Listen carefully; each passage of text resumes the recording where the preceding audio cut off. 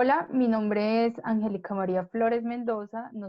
Nosotros somos del programa de psicología de la Fundación Universitaria del Área Andina y vamos a presentar un trabajo para la materia de aprendizaje y cognición modelos cognitivos con la docente Alejandra Giraldo. Hola chicos, buenas noches. Mi nombre es Diego Alejandro Agudelo Restrepo. Eh, Pertenecemos al cuarto semestre de la materia de psicología, como acaba de mencionar nuestra compañera Angélica. Y el título del trabajo que vamos a estar desarrollando el día de hoy se llama Teorías cognitivas de la enseñanza desde la perspectiva de Donald Holding-Head. ¿Cómo estás, Angélica? Bien, Diego, muchas gracias. Perfecto, Angélica. Entonces, mira, para que demos apertura a este tema, lo primero que sería interesante conocer es, vamos a contarle a nuestros compañeros sobre un científico que tuvo una gran trayectoria en la neurofisiología y la psicología y logró ganarse el título de padre de la neuropsicología. Cuéntanos un poco acerca de Donald Head y su familia, Angélica. Claro, Diego, vea, le cuento. Este que estamos viendo en pantalla es Donald Holding-Head. Él nació el 22 de julio de 1904 en la ciudad de Chester, en Nueva Escocia, hijo de Arthur Morrison Heath y Mary Clara Olding, el mayor de 4 hermanos. Sus padres ambos fueron médicos y trabajadores en la provincia donde habitaban, y en 1920 la familia completa cambia de domicilio. ¿Sí? En la nueva provincia su padre inicia trabajos particulares y su madre fallece a raíz de un cáncer. Ok, Angélica, bueno, te cuento, en complemento para lo que nos acabas de mencionar, es de interés conocer que Head comenzó su carrera en Halifax, Nueva Escocia. Se graduó de la universidad en 1925.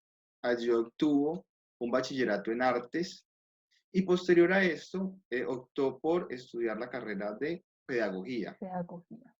Allí en la parte de pedagogía es hasta más o menos sus 24 años, siendo 1928, donde Head descubre su gran pasión.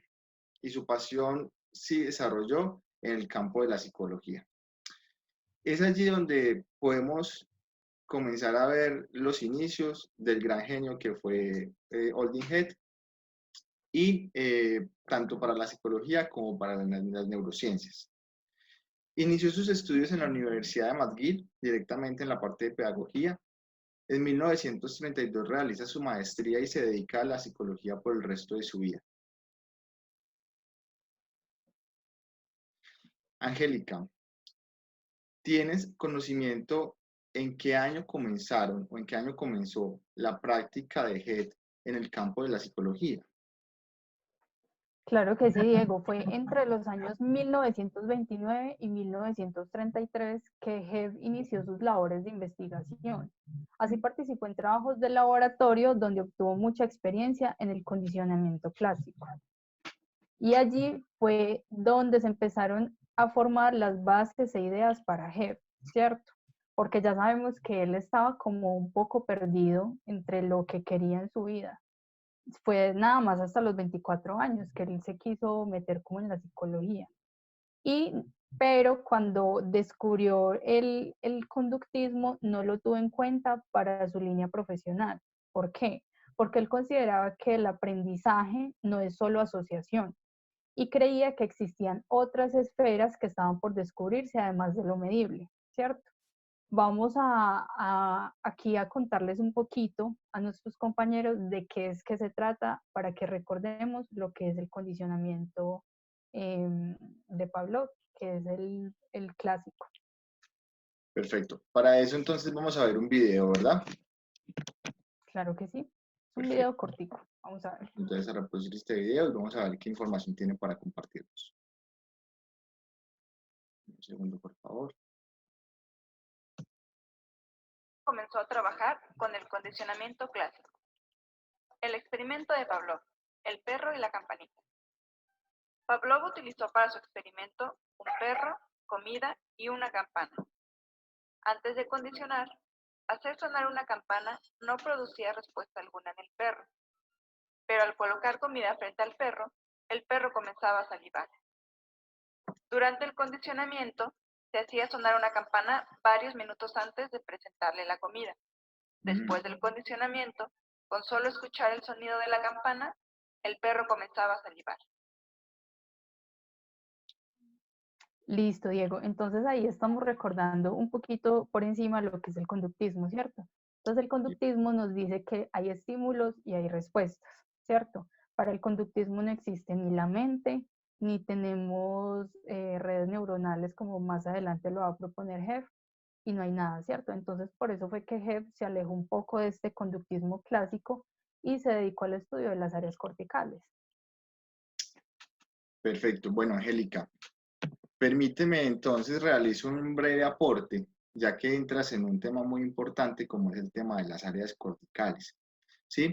Es importante que tengamos presente que esto consiste, que según tenemos definido, estas áreas son lugares de la corteza cerebral que se han asignado por ciertas funciones, diversas funciones más bien, y estas funciones están dentro de cada lóbulo. Recuerda que tenemos diferentes lóbulos, entre estos tenemos lo que es la parte frontal, ¿sí? La parte parietal, la parte occipital y la parte límbica también está acá.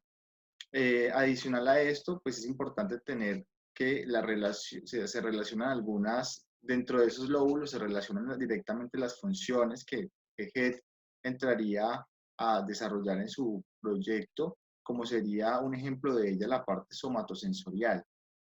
Todo lo que tiene que ver con la visión, la audición, entre otras, como lo hemos visto en algunas clases ya anteriormente de esta misma línea. Angélica, nos estabas hablando, para retomar un poco la historia de Hedd, sería importante algo que, o sea, ¿hay algo que te haga falta por complementar o por añadir? Claro que sí, Diego, hay algo muy importante y es que en 1934 Hebb se traslada a la Universidad de Chicago para empezar un doctorado bajo la tutoría de Carl Laszlo, ¿sí? Pero es hasta 1936 que Hebb se gradúa de Harvard con un doctorado en psicología. Es interesante ver cómo este científico casi no encuentra su camino por la psicología y si de no ser así no tendríamos a este gran científico en nuestra rama, ¿cierto? Perfecto, Angélica. Bueno, ha sido muy interesante conocer parte de la vida de Donald Hedd, su proceso educativo y sus inicios como en en las primeras líneas de investigación. Para seguir en este orden, te propongo que compartamos con nuestros oyentes también que en 1937 Hedd solicita trabajar en el Instituto Neurológico directamente en la ciudad de Montreal. Allí Hedd hace sus primeros acercamientos acerca de lo que es la cirugía en el cerebro y las lesiones que se generan en esta o durante estos procesos. En ese momento, cuando Hedd tiene esos primeros acercamientos, va a identificar y a diferenciar dos situaciones muy particulares. La primera es que cuando se realizan operaciones de este tipo, extracciones, digamos en la parte de niños, hay por decirlo así, hay una readecuación del cerebro. El cerebro tiene la capacidad en los niños de volverse a conectar o de reconectar partes del cerebro que no estaban y allí las funciones no se pierden. El niño va a desarrollar funciones más adelante que le va a permitir desarrollarse con normalidad. Situación que identificó que no pasaba con los adultos. Cuando hacían extracciones de alguna parte del cerebro, sí identificó que se generaban, o sea, se atrofiaban parte de algunas funciones. También eso es importante, que allí se generan los primeros acercamientos que Donald Hedd tuvo con todo lo que tiene que ver con la plasticidad neuronal. Este será un tema que ampliaremos más adelante, seguramente, Claro que y sí. haremos un mayor esbozo de lo que es el tema de la plasticidad neuronal, pero es de suma importancia tenerlo presente. Otro punto importante en ese mismo tiempo de investigación fue que pudo decidir el papel que desempeñaba la estimulación externa. cómo el ambiente nos hace, digamos en este caso, tener procesos de pensamiento para más que todo para los adultos cuando se realizan estas operaciones, ya que un ambiente rico en estimulación genera que haya mayor, o sea, menor probabilidad de daño, ¿sí? Eso fue una ¿cómo diríamos? Una de las... De los descubrimientos que hizo Hebb Correcto, sobre muchas gracias. la neurofisiología. Porque Así aquí es. no tanto, cabe destacar que en este momento él no estaba haciendo no estaba incursionando tanto en la psicología, sino en todo lo que era la neurología y la fisiología, ¿cierto? Así es. Entonces ya vamos a ir desenvolviendo todo el tema para que le expliquemos a nuestros compañeros cómo fue que se acercó a la psicología. Perfecto, Angélica. Bueno, sí, muchas gracias ahí por tu colaboración, se me fue la palabra. Bueno, Angélica, debido a todas sus investigaciones y valiosos aportes, reiteramos que Hebb fue catalogado como el padre de la neuropsicología, como lo habíamos visto al inicio de nuestro tema. Esta es una rama de las ciencias sociales que se enfoca en los procesos del sistema nervioso y del ser humano, sin excluir, obviamente, todos los temas psicológicos, todo lo que tiene que ver con el campo social. Para decirlo más sencillo, Angélica, y también a nuestros compañeros, permite entender cómo la parte social y la parte psicológica afectan el aspecto biológico. Y en esa afectación del aspecto biológico tenemos todo lo que tiene que ver con el cambio de la conducta. Cuando se genera este cambio de Súper la conducta, interesante. sí, es supremamente importante el descubrimiento o los aportes que tenemos acá pues, por parte de Donald Head. También nos explicó, o les voy a explicar por medio de un ejemplo para que sea más sencillo, ejemplo del envejecimiento. ¿Sí? En temas de envejecimiento es una etapa de la vida donde hay un deterioro biológico. Ese deterioro biológico con influencia social y un deterioro psicológico siendo o termina generando en el individuo una condición que no le permite recuperarse adecuadamente y cuando esto ocurre se observan unos cambios a nivel cognitivo, ¿verdad? Vemos que las personas normalmente la capacidad de reaccionar se disminuye, la parte física, la parte cognitiva es un poco más no es tan rápida como al principio que se daba en años más jóvenes. Las personas tienen una capacidad de pensamiento, digamos, lo más reducido. Adicional a eso, también tenemos todas las afectaciones con tema de plasticidad, con temas de la plasticidad neuronal, todo lo que tiene que ver con el tema de mielinización, todas las conexiones neuronales se terminan afectando y todo esto termina repercutiendo en la conducta del individuo.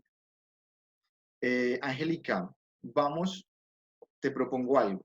¿Te parece si ampliamos estos conceptos que acabamos de hablar, como lo que tiene que ver con plasticidad, mielinización, conexión neuronal y la parte de conducta? Me parece excelente, Diego. Vamos a explicarle a nuestros compañeros a qué nos estamos refiriendo y qué fue todos estos términos que en últimas fue lo que Hebb utilizó para poder llegar a su teoría, que ni siquiera hemos llegado allá, ¿cierto? Así Entonces es. vamos a empezar por la plasticidad cerebral. Ok, entonces te cedo el Entonces, turno, por favor. claro que sí. Entonces, empecemos por la plasticidad cerebral. La plasticidad cerebral se refiere a la capacidad que tiene el sistema nervioso para cambiar su estructura y su funcionamiento a lo largo de la vida, como como reacción más bien a la diversidad del entorno. Este término se utiliza para referirse a los cambios que se dan en diferentes niveles en el sistema nervioso, estructuras moleculares, cambios en la expresión genética y el comportamiento también cabe allí. La neuroplasticidad permite a las neuronas regenerarse tanto anatómica como funcionalmente y formar nuevas conexiones sinápticas. La plasticidad neuronal representa la facultad del cerebro para recuperarse y reestructurarse, ¿sí? Este potencial adaptativo del sistema nervioso permite al cerebro reponerse, tanto a trastornos y como a lesiones también, y puede reducir los efectos de alteraciones estructurales producidas por patologías como lo que usted me estaba contando ahorita, como el Parkinson o el Alzheimer, o deterioros cognitivos, o personas o niños que tienen trastorno de déficit de atención con hiperactividad. También influye acá el insomnio adulto y el infantil también.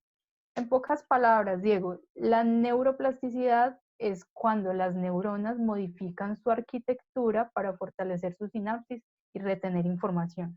¿Qué tal esto? No, el sistema nervioso humano es una cosa tan perfecta que a pesar de sufrir daños y sufrir lesiones, se puede regenerar. Chévere esto, ¿no, Diego? Así es, Angélica. Y justamente en eso estaba pensando, en cómo esa capacidad de nuestro, en este caso nuestro organismo vivo, de reconectarse, ¿sí? A pesar de haber una falla o inclusive no solamente una falla por un tema biológico o un tema accidental, como puede suceder en muchas ocasiones, sino cuando es a raíz de la manipulación del mismo ser humano y hay una extracción en el tema de las cirugías y permite esa reconexión. Es algo muy bonito realmente que tenemos en este aspecto. Claro que sí, Diego, y es algo que por esta época de los 1920, 1930, apenas se estaba descubriendo y fue Hebb quien empezó a descubrirlo, ¿cierto? Ahora vamos a hablar de la mielinización. Listo, Diego. Ahora, ¿qué tal si usted me cuenta qué es la mielinización? Claro que sí. Bueno, mira, acá como estamos viendo en pantalla, lo primero que tenemos que identificar es que esto es un canal de una neurona, el cual lo que tenemos a la Este parte, es el axón, ¿cierto? Esta es la parte del axón. exacto, la parte del Ahí no axón es el que está, tenemos, ahí no tenemos la neurona completa.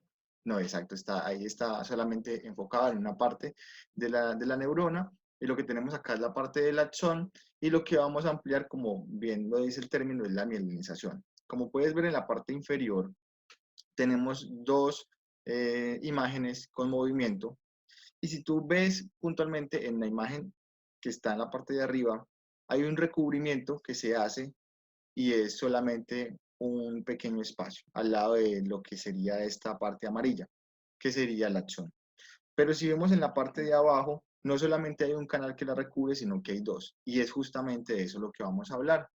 Entonces, el proceso de mielinización consiste, Angélica, en recubrir los axones, en este caso el conducto amarillo, que es la parte de las neuronas que forma el cilindro alargado, como lo acabo de explicar. Es una sustancia llamada mielina o vaina de mielina, que se encarga de brindar protección específicamente a estas partes de la neurona. ¿Por qué es importante este canal de la mielinización? Como lo dice acá, él lo que hace es recubrirla, lo que hace es que la recubre y permite que todo el axón quede protegido. Para que el tráfico o la información que va a pasar allí, en este caso el impulso eléctrico, sea preciso, sea rápido, sea de mucha calidad. Cuando esa mielinización se va perdiendo, pues esa capacidad de transmitir información se va deteriorando. Y es allí donde también entrarían todas estas patologías que tú nos explicabas anteriormente. Para continuar ampliando un poco el tema, entonces y en ese orden de ideas, es un proceso que recubre, que se comienza a recubrir desde el segundo trimestre de gestación. Imagínate, desde los 6 meses de gestación en este caso, ya se está presentando este proceso y dura para toda nuestra vida. Su importancia de que ocurra adecuadamente es para que los estímulos nerviosos que envían nuestro cerebro a través de las neuronas circulen correctamente, algo que te explicaba hace un momento, la calidad en este caso del impulso eléctrico. La vaina de mielina es una sustancia que cumple funciones aislantes para el axón de la neurona. Entonces, en sí, básicamente lo que hace es protegerla. Es un sistema de protección. Eh, Acá sería Claro, importante. ¿Cómo? tiene toda la lógica del mundo que Hebb haya dicho que, digamos, los procesos de Alzheimer, por ejemplo, la mielinización cumple un papel allí, ¿cierto? Porque nosotros desde que estamos en gestación está pasando este proceso justamente para que los procesos neuronales y esos impulsos eléctricos y químicos de la sinapsis, que más tarde vamos a hablar, se produzcan de manera correcta. Entonces, cuando aparece el Alzheimer, que normalmente es en una edad muy avanzada del ser humano, si vamos a ver, digamos, el proceso de mielinización de estas personas, el proceso es mucho menor. O sea, quiere decir que la mielina está más desgastada y que por lo tanto el aprendizaje de una persona adulta no es igual que la de un niño, ¿verdad? Eso es lo que quiere decirnos con esto. Es correcto, así es, que al generarse este deterioro en la mielinización, la cantidad de información o cómo la información va a poder circular por estos canales, pues no va a ser lo mismo que en años en años de juventud o en un periodo donde la persona estaba mejor condicionada para poder tener esta estabilidad, digámoslo, biológica. Aquí sería importante, Angélica, que nos hagamos una pregunta. Y la pregunta es, ¿qué pasa cuando no hay una adecuada mielinización? Algo que acabamos de hablar. Nos adelantamos un poco, pero es importante que nos hagamos esta pregunta. ¿Qué piensan nuestros oyentes? ¿Sí? ¿Qué pensaban nuestros oyentes antes de que nosotros pudiéramos dar esta explicación? ¿Cómo habían relacionado la información con temas anteriores de esta materia? O, digamos, de su experiencia familiar o de algún conocido. Porque esto nos lleva también a colocarnos en un plano de traer la información a nuestra actividad diaria. Entonces, ampliémoslo. ¿Qué pasaría? Lo que sucede directamente es que si no hay un recubrimiento de mielina, se genera una menor capacidad de conducción de los impulsos. En este caso, impulsos eléctricos estaríamos hablando, que envía al cerebro a lo largo de todo el sistema nervioso. Y en este caso, pues estamos hablando del sistema nervioso central, ¿verdad? Tenemos que es importante aclararlo para tenerlo presente y por lo tanto se genera una afectación al nivel cognitivo. Justamente lo que tú ampliabas, lo que acabamos de ampliar, se genera un deterioro, no tenemos las mismas habilidades en la vejez o si se llega a generar un daño biológico o un daño físico a raíz de un accidente de cualquier tipo que afecte estas áreas. Angélica, nos quedan 2, 3 temas más. Me gustaría que nos compartieras el tema de la sinapsis. ¿Qué información de pronto tienes allí en la parte de sinapsis? Claro que sí, Diego. Pues hemos venido hablando de algo, ¿sí? Que no le hemos dado un nombre y que Hebb en su momento no le dio un nombre, ¿cierto? Pero él hablaba de unas conexiones neuronales. Esas conexiones neuronales son la sinapsis, de la que tanto hemos estado hablando, ¿cierto? Entonces vamos a explicar qué es. La sinapsis es la conexión o unión funcional de dos neuronas entre sí, ¿cierto? Normalmente la sinapsis se establece entre el axón de una neurona presináptica y las dendritas de la neurona postsináptica, o sea, la de antes y la de después, la que emite el mensaje y la que lo recibe. Aunque también puede darse otros tipos de sinapsis, como la sinapsis axónica. ¿Qué quiere decir esto? Que la información va de axón a axón. O sea, no siempre tiene que ir del axón a la dendrita, sino que también se puede dar entre los axones, ¿cierto? Y está la sinapsis dendrodendrítica, que está ya desde las dendritas a las dendritas, ¿cierto? Hay dos tipos de sinapsis, Diego. Está la sinapsis eléctrica y la sinapsis química. En la sinapsis eléctrica, las neuronas están muy próximas y están conectadas por una proteína que emite el paso de los iones, que permite más bien el paso de los iones de una neurona a la otra, ¿cierto? Esa es la Sinapsis eléctrica, me estabas contando. es la eléctrica, sí, perdón. Y la sinapsis química, en esta ya no hay contacto físico en las neuronas, sino que quedan separadas por un espacio muy pequeño y a ese espacio pequeñito se le llama la hendidura sináptica. Ese es el tema de la sinapsis. Oye, qué interesante. Mira, no tenía conocimiento de eso. Súper interesante, porque ahí es donde se inician ya, como lo podemos llamar ahora, los pensamientos, las memorias, las cosas que evocamos, todo eso no pasa porque sí, sino que hay todo un proceso dentro de nuestras neuronas que permite que pensemos, por ejemplo, algo tan básico, Como que para pensamos que es muy colocarme, básico. discúlpame, exacto, como para colocar un ejemplo de pronto más aterrizadito de esto que estás diciendo, porque acá vemos en la imagen que se nos está proyectando un canal, ¿cierto? Diferentes canales y hay una transmisión de luz que pasa a millones de kilómetros súper rápido, pero más o menos sería como que esta es como una neurona, ¿cierto? Es lo que nos explicabas, otra neurona, que es lo que estamos viendo acá, y cuando estas neuronas se unen, acá en esta pequeña unión es cuando se genera la parte de la sinapsis, ¿sí? Eso es lo que nos explicabas, ¿verdad? Sí. Ok, correcto, perfecto. Gracias. Solamente era como para dejar ese pequeño ejemplo y aterrizarlo un poquito. Bueno, Angélica, ¿algo más que nos quieras aquí complementar con la parte de la sinapsis? No, Diego, yo creo que el tema, o sea, aquí lo estamos explicando algo muy sencillo porque son términos que más adelante vamos a necesitar para poder entender toda la teoría de Hebb, ¿cierto? Porque esto es muy importante. Estos conceptos son bien importantes para esa teoría y lo estamos explicando de manera sencilla, cosa que los que nos están viendo lo tengan en cuenta para que ahorita a todos nos quede claro de qué era lo que estaba hablando Hebb. Correcto. Bueno, entonces aquí, y por lo que vemos, me corresponde explicar todo lo que es relacionado con el tema de la conducta.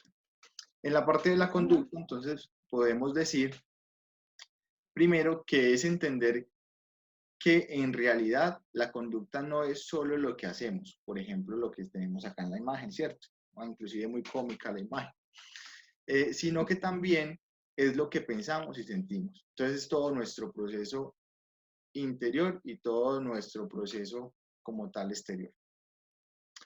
Es tanto así que no es posible la ausencia de una conducta, Angélica. Siempre vamos a estar haciendo algo. El motivo de esto, como lo acabamos de hablar, es que una persona que está callada puede estar observando, puede estar pensando, puede estar haciendo un conteo mental o puede estar haciendo infinidad de procesos mentales en ese momento y van a hacerlo pasar en un aspecto social como que es una persona que no está haciendo nada, pero realmente está haciendo muchos procesos. Y aquí hay un ejemplo muy claro, Diego. Yo lo estoy escuchando a usted, estoy viendo la imagen y estoy viendo cómo se relaciona, por ejemplo, lo que está haciendo Bart con lo que usted me está diciendo. Usted nos está hablando de que hay conductas que son completamente observables, pero aquí estoy yo viendo la imagen, escuchándolo a usted y pensando en que todo se interrelaciona. Un ejemplo muy claro.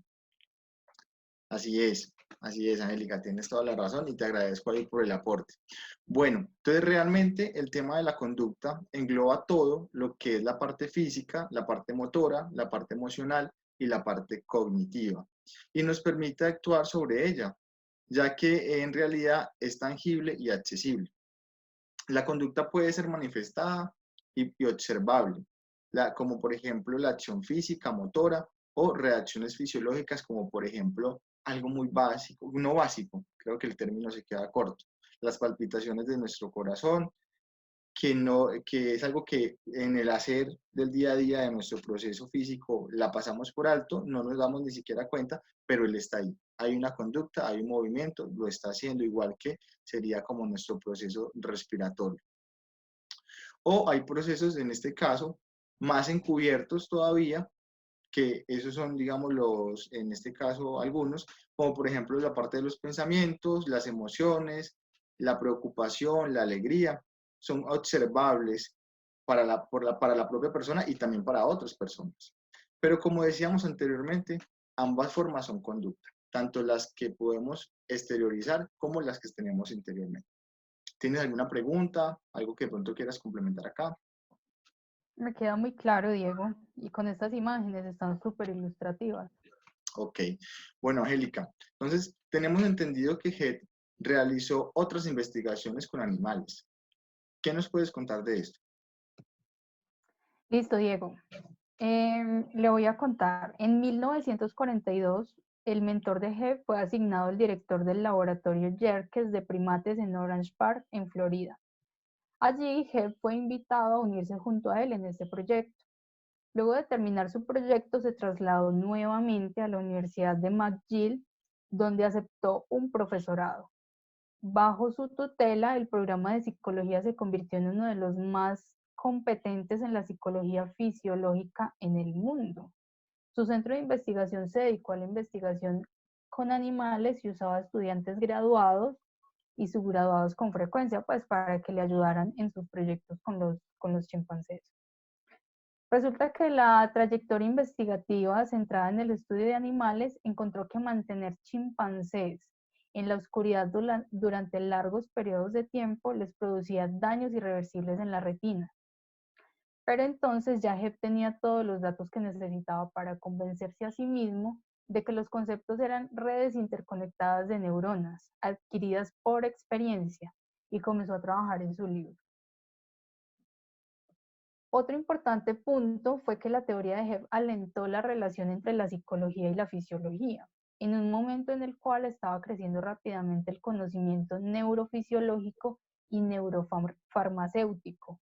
Hizo que las ideas psicológicas fueran accesibles nuevamente a los biólogos.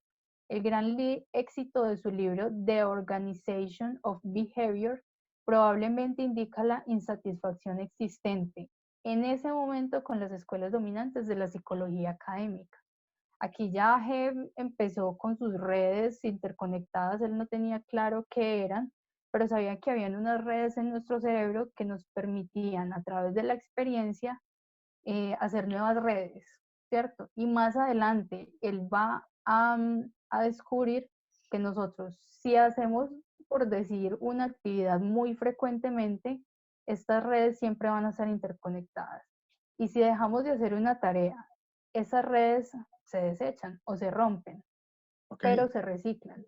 Se pueden reciclar y ya después las vamos a usar para otras actividades que hagamos frecuentemente. Y con esto es ahí donde la plasticidad cerebral queda plasmada perfectamente. Diego, ¿qué le parece?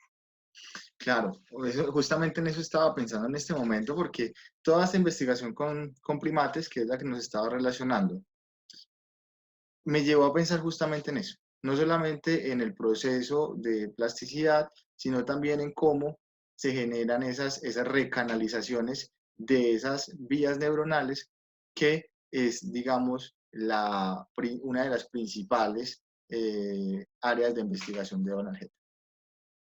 Excelente. Bueno, Diego, en este punto, ya teniendo presente de que volvió un poco más atrás en la teoría y se habló sobre las investigaciones con animales, ¿será que usted nos puede contar por qué Hebb criticó pruebas estandarizadas en ese momento? Claro que sí, Angélica, este punto es muy importante y tiene casualmente que ver con todo lo que acabamos de hacer ese pequeño recuento. Principales causas en las cuales Donald Hebb realizó una crítica hacia todo lo que tenía que ver con las pruebas del momento, especialmente en ese momento de su vida habían dos. Una era lo que tenía que ver con la Stanford Binet y la otra con las pruebas Weisler. Su motivo de inconformidad con estas pruebas es que eran pruebas que medían la inteligencia general, pero la estaban midiendo cuando la persona ya tenía o ya había sido, digámoslo, intervenido por un proceso de cirugía cerebral. Entonces él decía, no es viable, no es posible que estemos midiendo la inteligencia general en un paciente que ya ha sido intervenido, sino que deberíamos tener una prueba diferente que nos permita específicamente identificar cuál ha sido ese daño o esas modificaciones que la cirugía ocasionó en la persona, y a partir de ahí sí conocer la capacidad intelectual que tenía o que tiene o con la que quedó el paciente. Entonces es más adelante donde Donald Head, en compañía de N.W. Morton, crean una prueba diferente que se llama anomalía de imagen. Que hayan creado esta prueba de anomalía de imagen proporcionó la primera indicación de que el lóbulo temporal, y esta parte es muy importante, que el lóbulo temporal Esta es derecho, la imagen que vamos a ver, ¿cierto? es correcto, sí. Que entonces, retomando, permitió identificar que el lóbulo temporal derecho está involucrado en el reconocimiento visual. También demostró que la extracción de grandes partes del lóbulo frontal tuvo poco efecto en la inteligencia. E inclusive, vamos a ver acá con un ejemplo, que cuando se extrajo a una persona adulta, y eso es una parte muy interesante de la teoría, se extrajo una parte del lóbulo frontal a una persona adulta porque estaba sufriendo de epilepsia. En ese caso, se observó una notable mejora en la parte posoperatoria, en temas de personalidad y en la parte de capacidad intelectual. En este caso salió, digámoslo, entre comillas, un beneficio. En otras situaciones ha generado, digamos, una incapacidad ya de por vida en la persona, que ya, digamos, con una intervención integral que en la actualidad se hace, pues hay posibles recuperaciones, pero pues para ese tiempo era más limitado. Entonces, gracias a estos resultados, Angélica, Head comienza a creer que los lóbulos frontales son fundamentales para todo el tema que tiene que ver con aprender. ¿Qué te pareció esta parte hasta acá? No, esos avances que hizo Hebb son unos temas que para el momento y la época en la que estaban en ese momento, pues son, creo yo, que adelantados, ¿no? Nadie se había fijado tanto en el cerebro, sino que eran cuestiones muy más como superficiales y más del ambiente, y nadie se había preocupado por la fisiología y por adentrarse tanto en este campo de la neurología, ¿no? Y además de que eso también se le atribuye a nuestro estudio como psicólogos. No se quedó solo en la biología, en la fisiología, sino que nosotros también lo podemos usar y eso es súper interesante. Claro, esa intervención de diferentes conocimientos y esa interrelación fue algo maravilloso porque es justamente, como lo leíamos más atrás, es lo que hoy nos tiene en un campo de la neurología que es, digámoslo de cierta manera, nuevo, pero que tiene unos avances y una capacidad de proyección increíble. Claro que sí, Diego. Bueno, acá vamos a hacer una explicación uno a uno de los principios básicos de la teoría de Hebb. ¿Qué le parece? Son cinco nada más. ¿Qué le parece si yo explico uno y usted explica otro? Para Claro, contextualizar a los que nos están viendo, nuestros compañeros, vamos a leer los enunciados y posteriormente pues vamos a hacer explicaciones. ¿Qué le parece? vamos a hacerlo, me parece súper bien. Bueno, entonces vamos con el primero. Hebb pensaba que la inteligencia puede ser innata, pero que la experiencia tiene mucho más peso que el genotipo del organismo. La experiencia a lo largo de la vida se convierte en el andamiaje para aprender técnicas nuevas del futuro y también dan las herramientas para enfrentar obstáculos. ¿Esto qué quiere decir? Quiere decir que cuando se recibe un estímulo externo similar a las experiencias pasadas, las mismas conexiones neuronales se van a activar para llevar a cabo la misma tarea, lo que comentábamos ahorita. La razón de esto es que las experiencias hacen una huella a nivel neuronal en el cual se servirá como herramientas para el progreso. Esta imagen que tenemos ahí en pantalla, con esa vamos a explicar de una manera más sencilla qué era lo que quería decir. Entonces resulta de que esta pequeña colina, que es como una montañita de tierra, ella tiene unos surcos, ¿cierto? En la parte izquierda de la pantalla vemos que los surcos no se conectan y en la parte derecha estos surcos se conectan completamente. Así Entonces, es. ¿qué pasa? Cuando llueve con frecuencia, como estamos viendo en la imagen, estos surcos se van haciendo más profundos, ¿cierto? Y el agua desciende principalmente por los surcos que están interconectados. De manera análoga, algunas conexiones sinápticas preexistentes al activarse con su uso se van haciendo más fuertes y esta red interconectada previamente se convierte en aprendizaje, ¿cierto? Entonces, ¿qué quiere decir? Cuando estas neuronas y cuando esas interrelaciones entre neuronas se juntan y todas se vuelven como una red como más concreta, por ejemplo, acá el agua puede bajar con mayor facilidad porque todas esas redes están interconectadas, mientras que en la parte izquierda, como estas redes no están interconectadas, entonces por ahí no pueden pasar las conexiones, en este caso las conexiones neuronales. Es un ejemplo muy sencillo, ¿cierto, Diego? Sí, pero y muy contundente. Y ahí hay algo que estaba pensando justamente y estaba haciendo acá en relación con lo que ya hemos estado viendo.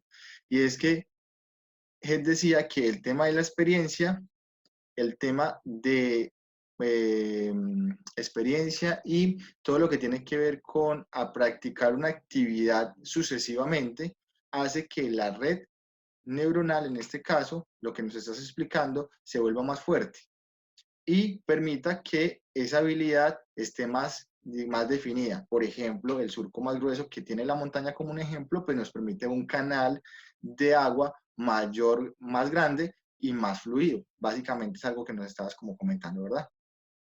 Claro que sí, y no solo pasa que las redes se interconectan, sino que se mantienen conectadas, ¿cierto? Sí, Entonces, por decir, nosotros aprendemos una vez a montar bicicleta. Entonces, cuando nosotros vamos a hacer esa actividad de montar bicicleta, nosotros no tenemos que pensar cómo tenemos que pedalear, qué pie va a pedalear primero, sino que nosotros nos montamos en la bicicleta. Estas redes neuronales se activan y ya, eso es todo. No tenemos que pensar cómo hacerlo, sino que como ya lo tenemos aprendido, automáticamente lo vamos a hacer.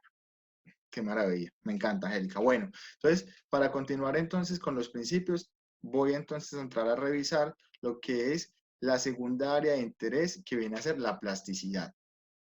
Acá para el tema de la plasticidad, Donald Head creía que la inteligencia se encuentra en diferentes áreas del cerebro y cuando hay un trauma, lo que hablábamos hace un rato, cuando hay un trauma en alguna parte del cerebro, hay una extracción o una modificación del ambiente a raíz de un accidente, eh, a veces nos encontraban daños considerables que terminaran repercutiendo en el tema de la inteligencia.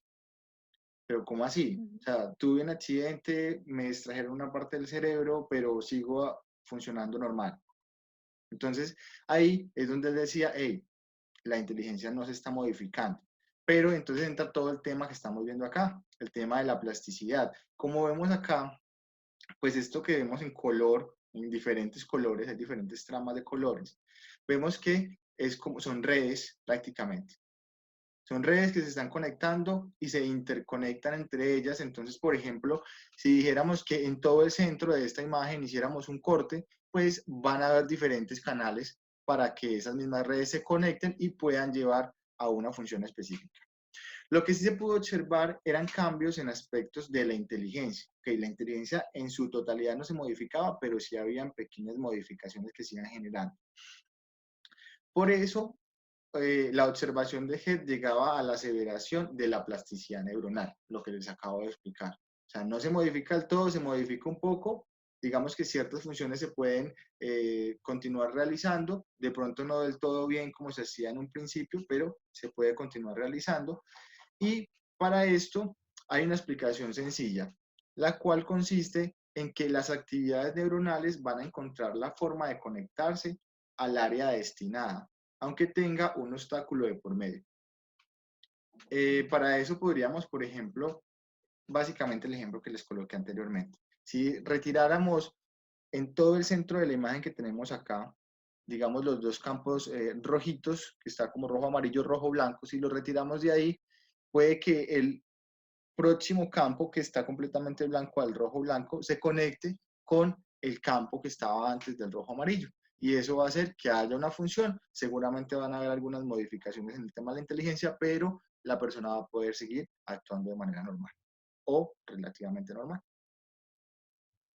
Claro que sí, Diego, qué interesante. Qué interesante que todos los conceptos que tenemos acá casi que se vuelven uno solo, ¿cierto? Porque dentro de la plasticidad, dentro de la conexión neuronal, todas estas redes contribuyen a algo que es el mismo fin, y en este caso, como lo vamos a hablar más adelante, que es donde se origina ya el aprendizaje como lo conocemos.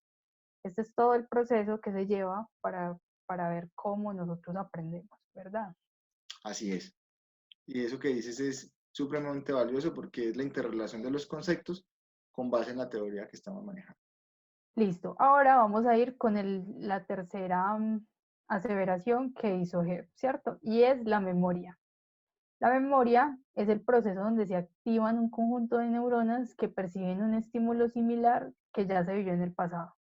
Prácticamente aquí estamos hablando de recordar o de traer a nosotros o al momento en el que estemos memorias que ya utilizamos, o experiencias o redes neuronales que ya usamos en el pasado, ¿cierto? Así Para es. ejemplificar un poco este recurso cognitivo, veremos un video muy cortico sobre la memoria. Vamos a verlo. Claro que sí, vamos a proyectarlo. No, alegría, puedes perderte ahí. ¡Sé positiva! Ok, positivamente vas a perderte ahí. Es la memoria a largo plazo, un laberinto sin fin de corredores y repisas. Ley sobre... Bueno, qué contundente. Un laberinto de corredores y repisas. Creo que es un muy buen ejemplo para poder desarrollar ese tema. ¿Algo más acá que de pronto nos vayas a compartir? No, Diego, yo creo que ya podemos seguir con el cuarto componente de nuestra teoría hebbiana. Perfecto. Entonces el cuarto componente que tenemos acá es la ley sináptica de Hebb. Nada más. Creo que uno de los pilares de su investigación. Entonces, acá es importante que tengamos presente que esta ley o regla indica que cuando un axón de una celda, vamos a entender por celda en este caso lo que tiene que ver con un conjunto de neuronas. Bien, para que de pronto tengamos ese término claro. En este caso, la celda A está lo suficientemente cerca a la celda B, lo que va a buscar es excitarla. Entonces, A va a buscar excitar a la celda B para que la celda B se active. En esa activación hay unos cambios metabólicos que se presentan en ambas celdas o inclusive en celdas adicionales. No solamente va a ser A y va a ser B, sino que pueden ser otras celdas y ahí es donde se forman canales neuronales. Esto va a hacer que la celda B se active y haya un incremento. Según la regla del aprendizaje de Hebb, la activación coincidente de las neuronas presinápticas, en este caso la celda A, y las postsinápticas, en este caso la celda B, es crítica, o sea, es importante, ya que fortalece la conexión entre ambas. Cuando una hace activar la otra, por el tema de experiencia, lo que hablábamos ahora anteriormente, se conectan y van a seguirse generando, van a seguirse entendiendo de ahí en adelante, porque una de las cosas que Hebb mencionó en su teoría, y no sé si me adelanto y me disculpas, es que siempre que la celda A se conecta con la celda B, son celdas que se van a seguir conectando, siempre en adelante. O sea, por la experiencia del momento, por ejemplo, tú decías, hace un momento nos colocabas el ejemplo de la bicicleta. Ese canal de conexión neuronal que se formó para aprender a montar bicicleta, siempre que yo me monte en una bicicleta, se va a seguir activando ese mismo canal. Va a ser igual. Esas mismas celdas y conexiones neuronales son las que se van a activar. ¿Qué te parece? Me parece súper interesante, Diego. Miremos la próxima imagen que también nos revela cómo, o sea, quiere decir esto que, digamos, en la sinapsis, por ejemplo, no siempre, o sea, no estamos supeditados a que sea entre dos neuronas, ¿cierto? Quiere decir que habiendo toda una red, no solamente mi neurona A va a excitar a mi neurona B, sino que como por ejemplo lo estamos viendo en la imagen, al conectarse estas dos neuronas conectan a muchísimas más, Así como es, lo estamos viendo en la imagen, súper chévere. correcto. Bueno, Angélica, nos queda el último principio. Y yo creo que es el más importante o el de la conclusión a la que llegó Hebb para su teoría, y es el tema del aprendizaje. El aprendizaje lo conocemos como los cambios adaptativos en el sistema para que realice la misma tarea u otra de la misma clase, con mayor eficacia en la siguiente ocasión, ¿cierto? O sea, la tarea que ya aprendimos a hacer, no tenemos que aprenderla a hacer dos veces. La aprendemos una vez y ya todas las veces la vamos a seguir haciendo con la misma facilidad, ¿cierto? Así Se es. considera que algunas características generales del aprendizaje son las siguientes. Se dice que las células no son individualmente inteligentes. Ese es el primero. La segunda, la inteligencia reside en la estructura de la red neuronal. O sea, nosotros no necesitamos solo una neurona para hacer una tarea por más sencilla que sea. Necesitamos toda nuestra red neuronal para que podamos alcanzar los objetivos que tengamos. La tercera es la inteligencia. La inteligencia reside en la estructura de la red neuronal, lo que acabamos de decir, ¿cierto? Así es. El aprendizaje tiene lugar mediante la modificación de los pesos asociados a las neuronas. Y el siguiente es que se dice que un ejemplo consiste en una entrada y una salida correcta. ¿Qué quiere decir eso? Que Hebb no elimina del todo el concepto de estímulos externos ni de ambiente, nada de eso. Él no lo elimina por completo porque él sabe que a la hora de aprender necesitamos algo del ambiente, un estímulo del ambiente. Nosotros de por sí no necesitaríamos aprender a manejar una bicicleta, ¿cierto que no? Si viviéramos en la selva, por ejemplo, no necesitamos aprender a manejar una bicicleta. ¿Para qué? Necesitaríamos como desarrollar otras actitudes que nos permitan vivir en el entorno en el que estamos, ¿cierto? Entonces, nosotros vivimos en la ciudad, probablemente necesitamos, por decir, aprender a montar bicicleta. Entonces, para que eso tenga una salida correcta, necesitamos una entrada, un estímulo. Necesitamos primero el estímulo. Segundo, nuestro cerebro procesa la información de manera que aprendamos, ¿cierto? Y ya en el tercer paso daríamos una salida, que es el aprendizaje en sí, ¿cierto? Entonces, dicho esto, la ley del aprendizaje define precisamente cómo cambiar estos pesos como respuesta a una entrada y una salida de información. Que Angélica, no, es un tema maravilloso y es importante allí eso que nos acabas de explicar porque es otra manera, otra visión de ver todo el proceso de aprendizaje al cual normalmente hemos estado eh, relacionados como estudiantes de psicología y verlo desde esta perspectiva heidiana es súper bueno. Bueno, Angélica, después de haber visto y ejemplificado y entendido, creo que, y esperamos que nuestros compañeros lo hayan entendido de manera adecuada, lo que son los principios que nos deja Donald Head, ¿qué viene después de este recorrido histórico y teórico, Angélica? Claro que sí, Diego, vea, los pasos a futuro, o lo que se pensó que era el futuro de la neuropsicología, eran observar los procesos de mielinización que ocurren en el aprendizaje. Estas investigaciones ya se están llevando a cabo y se cree que la mielinización es la pega que hace que las conexiones neuronales ocurran, ¿cierto? Por otro lado, la nueva vertiente de la rama es la neuroimagen, o la neuroimagen en español. Se está moviendo hacia la localización de diferentes procesos por medio de conexiones y activaciones corticales, Okay. ¿cierto? Esto es como un tipo de tomografías, más bien, para que nos entendamos. ¿Usted sabe cuáles son las ramas o programas que que le están dando continuidad al gran contenido teórico que nos dejó Donald Hebb, Diego? Sí, Angélica, claro que sí. Y justamente tú acabas de tocar un tema súper importante, como es la neuroimagen o la neuroimagen. En este caso, hablamos un poco de lo que es neuroimagen o imágenes del cerebro, que es un uso de diversas técnicas. Hay diferentes métodos para que sea directamente o indirectamente se pueda ver la imagen de la estructura cerebral. Tanto así también la función o la parte farmacológica del sistema nervioso. Es una disciplina relativamente nueva en la parte de la medicina, la neurociencia y la parte de psicología.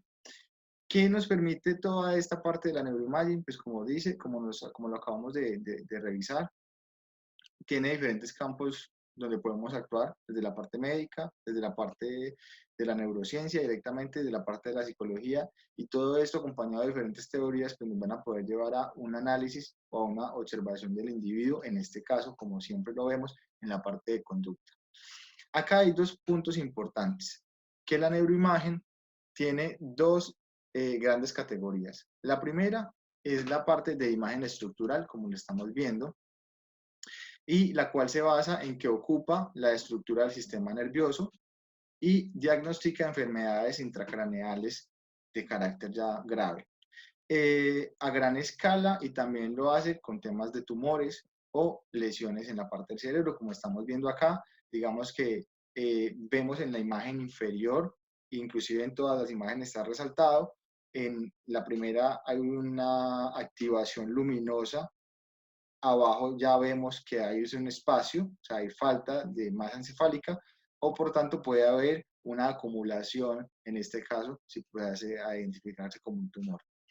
La otra grande rama de la neuroimagen es la imagen funcional.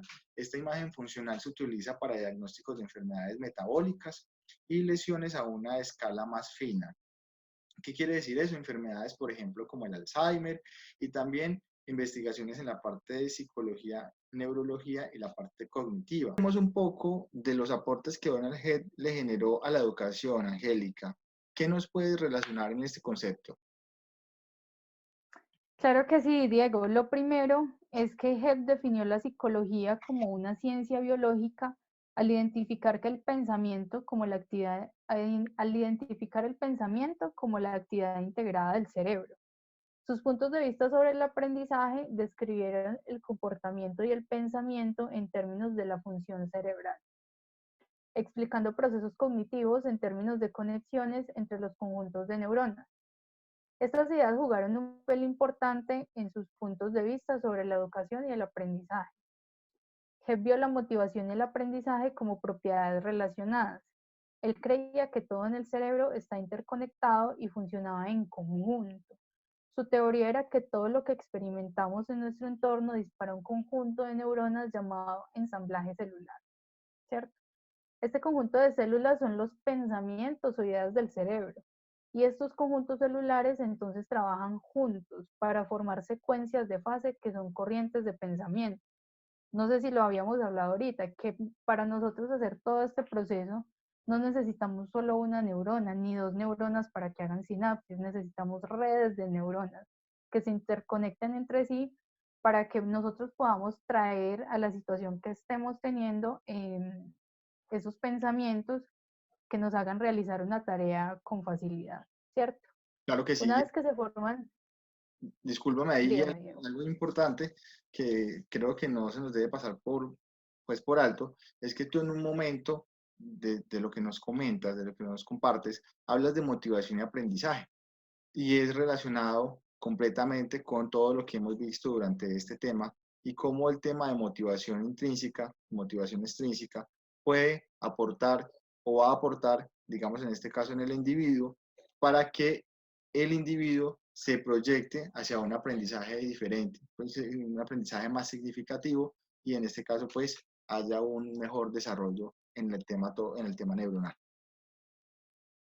Claro que sí, Diego. Una vez que se forman esos conjuntos celulares y secuencias de fases, se pueden activar mediante la estimulación del entorno. Por lo tanto, cuanto más estimulante y rico sea el medio ambiente, más crecerán y aprenderán los conjuntos celulares. Esta teoría jugó con sus creencias en la educación. ¿Qué pasa en esta parte? Pasa que Donald Hebb, aparte de que, pues a pesar más bien de que no tuvo en cuenta la teoría del conductismo para su propia teoría, tampoco está eliminando los estímulos del ambiente, ¿cierto? Y lo acabo de contar yo. Los estímulos para él también juegan un papel determinante en este caso. ¿Por qué?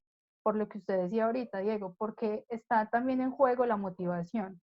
Y la motivación puede venir del ambiente, puede venir de mí para el ambiente, pero también puede venir del ambiente hacia mí. Entonces, por eso digo yo que no eliminó del todo algunos conceptos del conductismo. Y esto es un ejemplo claro de, ¿cierto? Así es. Bueno, Diego, entonces, teniendo en cuenta de que ya vamos a terminar nuestra charla, me gustaría que hiciera una síntesis sobre lo que es educación para Hebb. Bueno, Angélica, teniendo presente, y vamos a hacer una relación acá de todo lo que hemos visto, diríamos que los niños aprenden construyendo conjuntos de células, en este caso canales neuronales, donde el ambiente sea enriquecido, donde sea un ambiente de experiencia con oportunidades variadas, o sea, que haya mucha variedad de oportunidades para que la experiencia sea cada vez más elevada. En este caso, estaríamos hablando de experiencias tanto sensoriales como motoras. En este caso vemos acá en esta imagen pues toda la parte sensorial, la parte de la vista, el gusto, el tacto, el olfato, e inclusive relacionamos pues una imagen muy visual como la que tenemos a la derecha. Y a esto le va a permitir a los niños, Angélica, que se desarrollen los conjuntos de células que ellos van a necesitar o que van a usar durante su desarrollo en inicio y también su desarrollo en adelante en su proceso de vida. Súper interesante.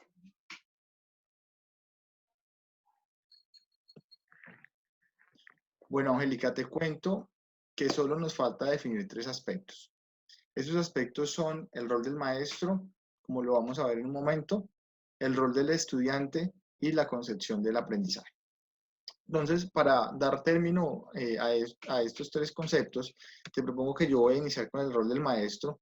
En este caso, el rol del maestro lo vamos a ver enfocado como la exposición que está enfocada en enriquecer, o más bien, cómo el maestro va a enriquecer estas redes neuronales de los niños o de los estudiantes mediante una enseñanza de experiencia. Es decir, modelos de enseñanza que sean prácticos, como lo acabamos de ver hace un momento en la síntesis que hicimos, que le permitan a los niños un desarrollo adecuado de sus neuronas, importantísimo porque es lo que ellos van a ir en adelante hacia su vida a utilizar, a través de unas clases que sean, que permitan hacer una interrelación entre lo que es el ambiente, el estímulo, lo que tiene para aportar cada niño y lo que va a aportar el docente, para que así haya una educación o un aprendizaje significativo. Yo para esto quiero relacionar 2 modelos, así hay muchos, pero relacionar 2 modelos educativos que me han parecido importantes. Uno es el modelo Montessori, no lo vamos a entrar a explicar en este caso, porque este modelo pues va a ser un modelo explicado por nuestros compañeros más adelante, pero para traerlo aquí a colación. Y el segundo es el modelo de la Fundación Frisbee. Es un modelo que se genera, digamos, digamos, en el sector donde estamos. Y este modelo lo que hace, o lo que plantea más bien, es que toda la actividad humana está en función de la vida. Sigue un modelo que es interactivo en red, o sea, permite una interconexión masiva de sus estudiantes, no solamente con temas de trabajos en clase, sino trabajos en casa. Es muy particular este modelo, muy dinámico, y aparte de eso, ellos van en función de la vida. Es un modelo que, como te decía, es interactivo y en el tema de conectividad siempre va en énfasis hacia el respeto de la vida. Entonces, es un modelo que es, aparte de ser interactivo, tiene mucho significado para el estudiante, y es allí donde se comienzan a formar todos estos modelos de clases significativos como acabamos de hablar hace un momento.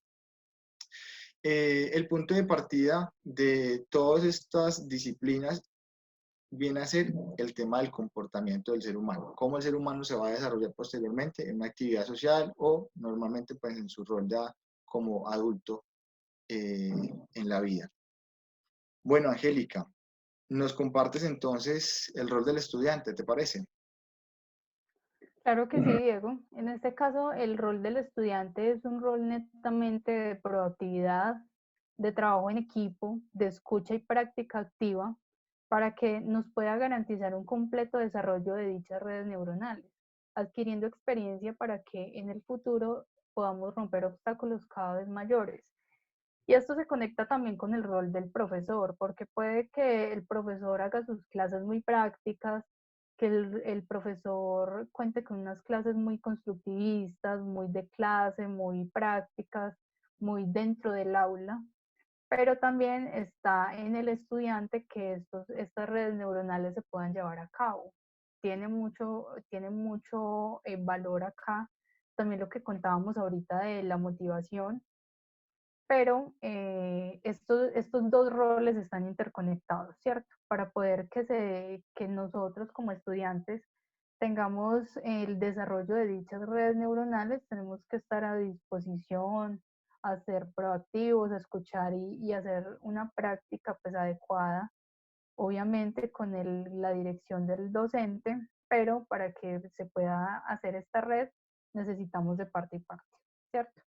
Claro que sí, escuchándote y colocando mucho cuidado a la imagen que se nos está proyectando, que me parece muy cómica, digamos, en lo que transmite, pero de mucho carácter, porque realmente ese aspecto de copiarse, o en este caso hacerse una trampilla, pues es más bien hasta dónde realmente nos es positivo y hasta dónde no nos es tan positivo. Y allí podríamos hacer una interrelación con todo lo que hemos hablado en esta exposición, para dejarlo ahí como de reflexión.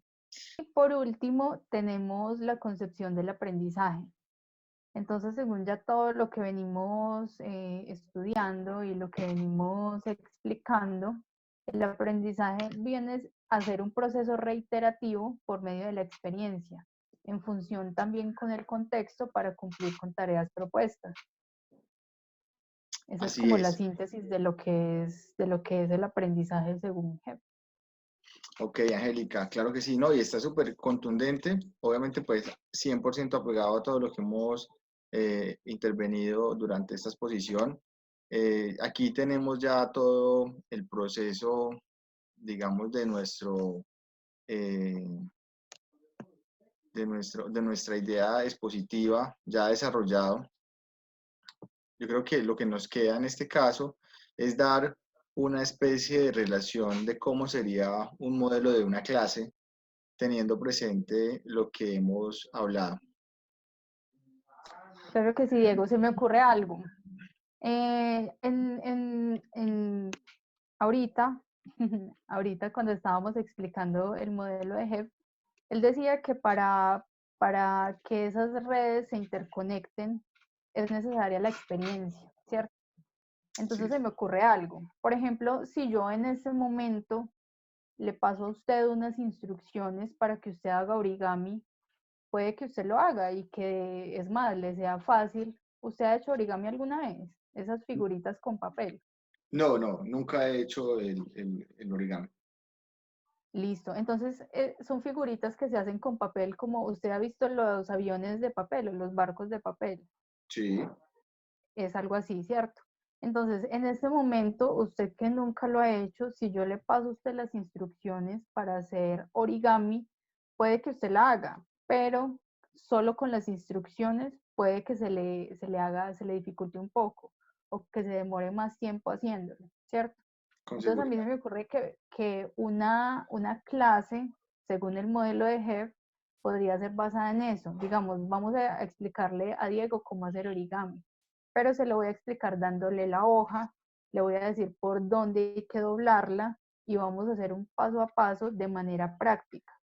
Me imagino que en ese momento a usted se le va a hacer un poco más fácil hacer un origami por primera vez y no se le va a llevar tanto tiempo. ¿Qué le parece? Claro que sí, me da mucho sentido, primero porque hay un acompañamiento, ¿sí? En ese acompañamiento hay unas instrucciones, o sea, va a haber un proceso de experiencia, que es lo que hemos hablado ahora. En esa experiencia pues se van a activar neuronas que, digamos, para este proceso, puede que por otras asimilaciones de otros, por asociación más bien de otras actividades, puede que seguramente se va a generar un proceso ahí de aprendizaje, pero propiamente a esto viene muy acompañado a todo lo que hemos hablado y me parece súper el ejemplo que me pones. Además que no es, y viene acá un punto importante, y es que una sola neurona no hace aprendizaje. Entonces, en este caso, con el acompañamiento del docente, el estudiante, la instrucción y todo el ambiente enriquecido, seguramente va a ser muy fácil aprenderlo a hacer. Claro que sí, Diego. Entonces, pues ese sería, realmente es un ejemplo muy sencillo, pero es la explicación a grandes rasgos de lo que es toda esta teoría que venimos desarrollando en este video. Bueno, Angélica, ya aquí es nuestro proceso final. Yo creo que ya llegó el momento de despedirnos. Te concedo la palabra. Sí, Diego, muchas gracias a todos nuestros compañeros por ver nuestro video completo. Está hecho con mucha dedicación de parte de los dos. Esperamos que todos los temas queden resueltos, que si tienen dudas nos lo hagan saber. Y nada, recuerden que yo soy Angélica Yo soy Diego. y recuerden también que Las las neuronas neuronas que se disparan que se juntas disparan juntas se se mantienen mantienen juntas. juntas. Un abrazo, gracias. Adiós.